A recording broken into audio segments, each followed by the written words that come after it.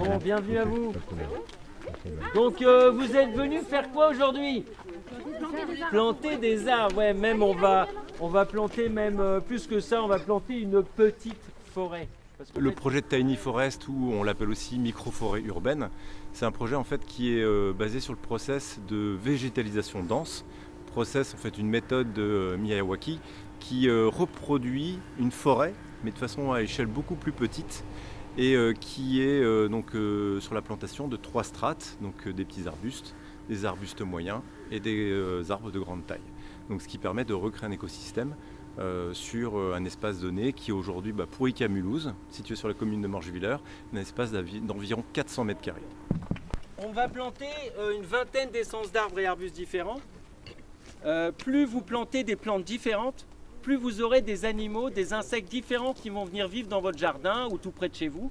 Parce qu'en fait, les animaux, parfois, par exemple, il y a le teclat du bouleau, c'est un papillon.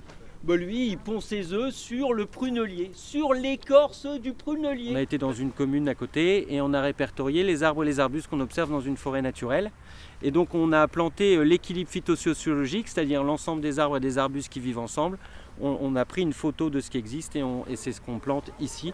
Donc des essences locales qui seront propices à la biodiversité, donc c'est-à-dire aux insectes, aux oiseaux qui sont dans la région. Écoutez, moi je trouve ça bien parce qu'en fait on a déjà plein de diversité d'essences d'arbres à planter.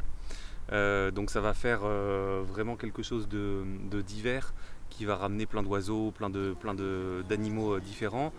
Et je pense que c'est bien que les gens qui travaillent chez Ikea notamment aient découvert ça et se soient rendus compte qu'on pouvait planter, que c'était finalement assez facile de planter et que tout le monde peut planter un arbre et planter pour les autres en fait. Tu fais le trou, toi tu fais le trou et puis nous on plante. Ouais, si vous voulez. Allez.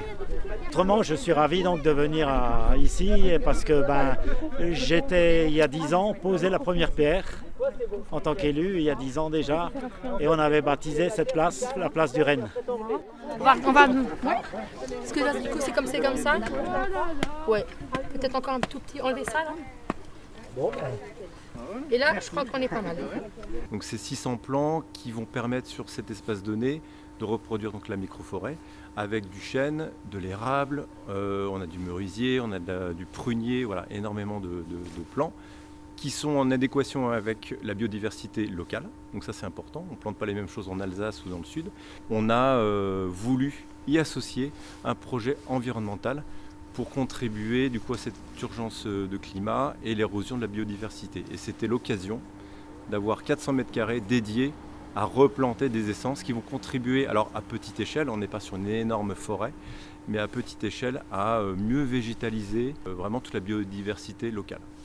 Je pense que c'est bien, ça peut aider à faire un peu plus de nature dans cet endroit un peu bétonné et tout. Je trouve que c'est cool, ouais, c'est un bon projet. Ouais, là Tom, tu vois ton arbre il arrive pile à la limite du sol, donc il faut creuser encore pour mettre 2 doigts de profondeur sous le sol. Madame le maire de Morgewiller-le-Bas a été tout de suite en fait partie prenante du projet Ikea et de sa naissance, et après dans toutes les initiatives qui ont été menées par le magasin, et notamment sur la partie du client emporté qui a été fait en septembre et qui nous a supporté dans tout le projet avec cette partie de plantation.